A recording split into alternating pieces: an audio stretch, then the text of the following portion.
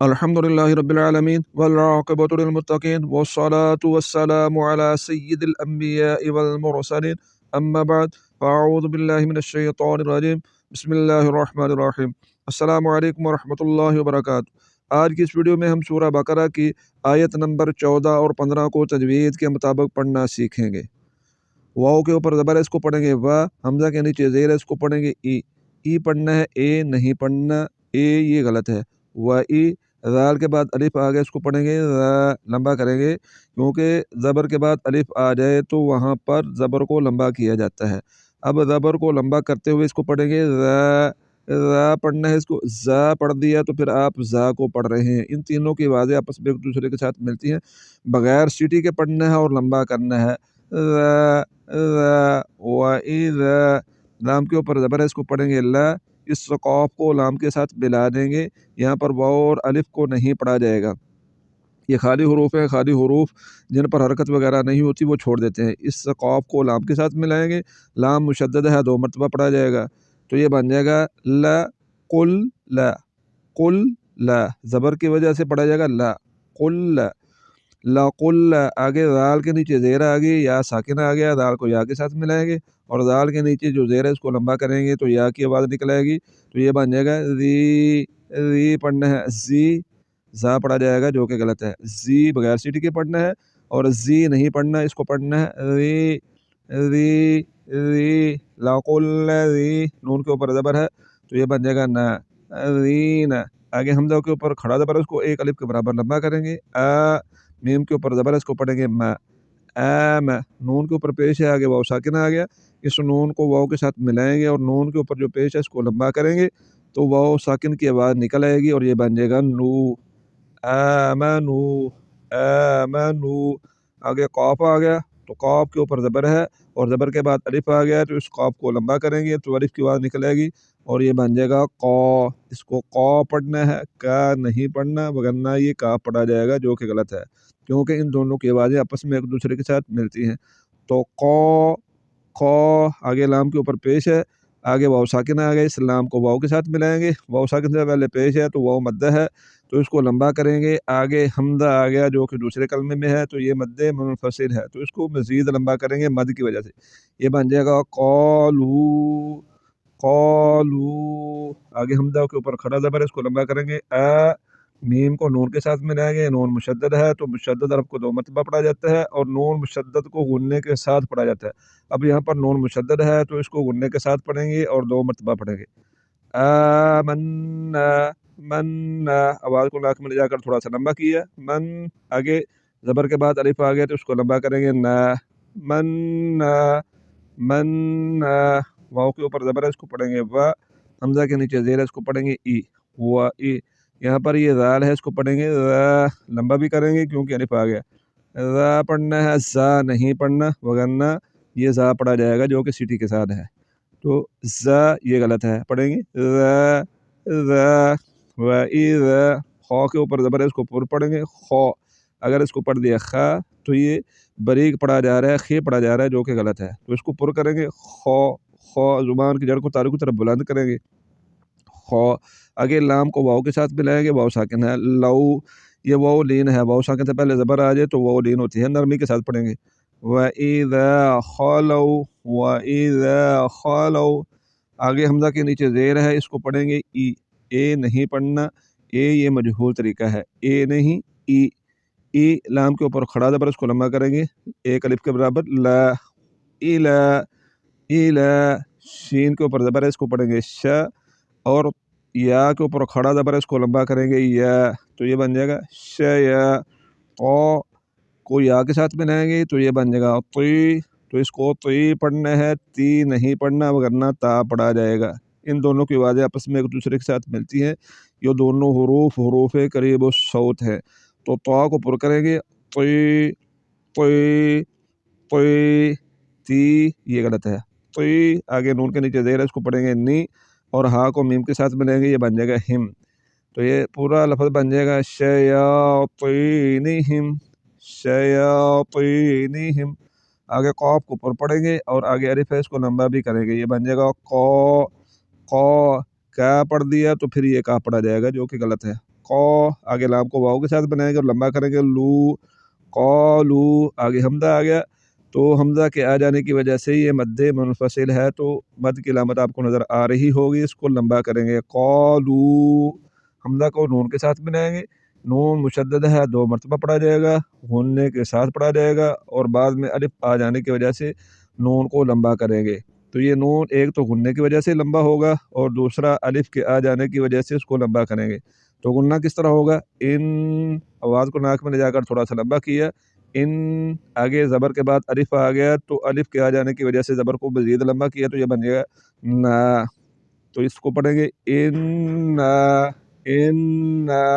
آگے میم کے اوپر زبر ہے اس کو پڑھیں گے ما، عین کے اوپر زبر ہے اس کو پڑھیں گے ما نہیں پڑھنا ورنہ حمزہ پڑھا جائے گا، ان کی آوازیں آپس میں ایک دوسرے کے ساتھ ملتی ہیں، ما، کاف کو میم کے ساتھ بنائیں گے تو یہ بن جائے گا کم، معکم، حمزہ کو نون کے ساتھ بنائیں گے، نون مشدد ہے غنہ ہوگا، ان، نون کے اوپر زبر ہے نا، ان، میم کے بعد الف آ گیا اس کو لمبا کریں گے ما، انما،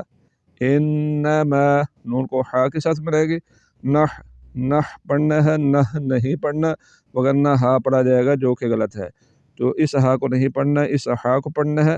حالانکہ کے درمیان والے حصے سے آواز کو نکالنا ہے، نون کے اوپر پیش ہے اس کو پڑھیں گے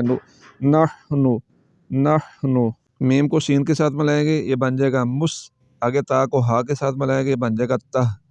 مستہ، زا کے نیچے زیر ہے اس کو پڑھیں گے زی، مستہزی، حمزہ کو واو کے ساتھ بنائیں گے اور یہ بن جائے گا او، لمبا کرنا ہے کیونکہ واو ساکن سے پہلے پیش آ گئی واو مد ہے، او، حمزہ کے اوپر پیش ہے لمبا کریں گے تو واو کی آواز نکلے گی او، نون کے اوپر زبر ہے اس کو پڑھیں گے نا، یہ بن جائے گا مستہزئون، اب جب یہاں پر ہم وقف کریں گے تو پھر اس صورت میں نون کو ساکن کر دیں گے، یہ بن جائے گا مستہزئون، اب اس پوری مقصہ کو تجوید کے مطابق پڑھتے ہیں، وَإِذَا لَقُوا الَّذِينَ آمَنُوا قَالُوا آمَنَّا وَإِذَا خَلَوْا إِلَى شَيَاطِينِهِمْ قَالُوا إِنَّا مَعَكُمْ إِنَّمَا نَحْنُ مُسْتَهْزِئُونَ، یہاں پر حمزہ کو لفظ اللہ کے لام کے ساتھ ملائیں گے، لفظ اللہ کے لام سے پہلے زبر آ جانے کی وجہ سے لفظ اللہ کے لام کو پر یعنی کہ موٹا کر کے پڑھیں گے، اور لفظ اللہ کا لام مشدد ہے اس کے اوپر کھڑا زبر ہے اس کو لمبا بھی کریں گے، تو یہ بن جائے گا اللہ، اگر اس کو پڑھا اللہ تو یہ بریک پڑھا جا رہا ہے اور یہ غلط ہے، پر کر کے پڑھیں گے اللہ،